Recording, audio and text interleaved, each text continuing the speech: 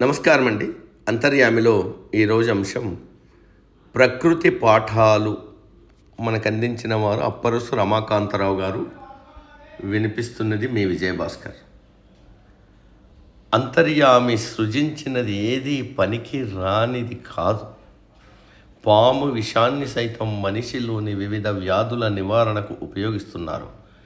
చెట్టు శ్వాసిస్తుందని, మానవుడి అడుగుల సవ్వడిని గుర్తిస్తుందని ప్రఖ్యాత వృక్ష శాస్త్రజ్ఞుడు జగదీష్ చంద్రబోస్ నిరూపించారు. చెట్టు విస్తరించిన శాఖలతో పండిన ఫలాలు కాయలతో నిండి ఉన్నప్పుడు వినమ్రంగా వంగి ఉంటుంది. దాని నీడ కూడా భూమిపై వ్యాపించి ఉంటుంది. నిండుగా ఫలపుష్పాలతో ఉన్న చెట్టు తలెత్తుకుని పొగరుగా ఉండదు. అలాగే శిశిర ఋతువులో ఆకులన్నీ రాలి పళ్ళు పువ్వులు లేక ఏ దుఃఖము లేక నిటారుగా నిల్చుకుని గంభీరంగా అనువైన కాలం కోసం చెట్టు ఎదురుచూస్తూ ఉంటుంది, కుంగిపోదు. నీళ్లతో నిండిన మేఘాలు సమయానుకూలంగా భూమికి దగ్గరగా వచ్చి వర్షిస్తాయి.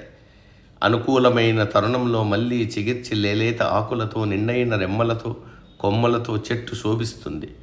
సుఖము దుఃఖము ఒకదాని తర్వాత ఒకటి వస్తుంటాయనే సూక్తిని మానవులు జ్ఞాపకం ఉంచుకోవాలంటుంది ఐతరేయోపనిషత్తు. సుఖం కలిగినప్పుడు గర్వించడం తగదు. ఆ వెంటనే దుఃఖం కూడా రాబోతోందని తెలుసుకోవాలి.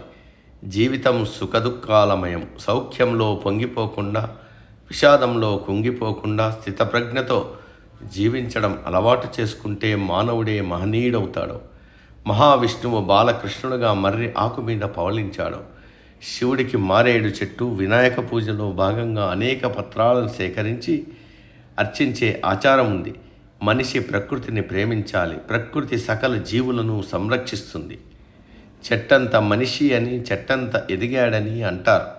ఈ విశ్వమంతా పంచభూతాత్మకమైనదే. ప్రకృతిలోని చెట్లు తదితరాల్లో మనుషుల్లో ఉన్నట్లే పంచభూతాలు ఉన్నాయి. వాటికి కూడా మనిషికిలాగే వినడం, వాసన చూడటం, చవి చూడటం, స్పర్శ, దృష్టి అని 5 ఇంద్రియాలు ఉన్నాయి అన్నారు వృక్షశాస్త్ర పరిశోధకుడు జగదీష్ చంద్రబోస్. ఉరుములు పిడుగుల ధ్వని విన్నప్పుడు పువ్వులు పండ్లు రాలి పడుతుంటాయి. తీగలు భయంతో మొక్కలను చుట్టుకుని పందిరి పైకి ఎగబాకుతాయని వృక్షశాస్త్రం చెబుతోంది. మైమరిపించే సుగంధానికి స్వాంతననిచ్చే సంగీత రాగాలకు మొక్కలు స్పందించి ఎదుగుతాయి. వసంత ఋతువులో కోయిల చెట్టు కొమ్మలపై కూర్చుని పంచమంలో అభేరీ రాగాలను పలుకుతుంటే తరువులు తలలు ఊపుతూ ఆస్వాదిస్తాయని మేఘ సందేశంలో మహాకవి కాళిదాసు మనోహరంగా వర్ణించాడు. మనిషిలో పరిణామక్రమం ఎలా ఉంటుందో వాటిలోనూ అలాంటి పరిణామక్రమమే కనిపిస్తూ ఉంటుంది. మొలకెత్తడం, పెరిగి పెద్దవడం, పుష్పించి ఫలాలనివ్వడం, కొంతకాలానికి వయస్సుడికి నశించడం, ఇవన్నీ చూస్తే ప్రాణమున్న మనిషికి చెట్లకు ఆత్మీయ సంబంధం ఉన్నట్లు తోస్తోంది. వ్యాధి సోకితే మనిషి బాధపడినట్లే చీడ పీడలు సోకిన చెట్టు కూడా బాధపడుతున్నట్లు, నిరసించినట్లు ఉంటుంది. చీడ పీడలు వదలగానే రోగం తగ్గిన మనిషిలాగే నవనవనాడుతూ మళ్ళీ ఆ చెట్టు కనిపిస్తుంది. ఎర్రటి ఎండలో ప్రయాణం చేసి ఏ చెట్టు కిందో విశ్రమిస్తున్నప్పుడు తల్లి లాలించినట్లే కొమ్మలు కదిలి చల్లని గాలి తెమ్మరలతో పాటు నీడనిస్తుంది. గౌతమ బుద్ధుడికి జ్ఞానోదయమైంది బోధి వృక్షం కిందనే.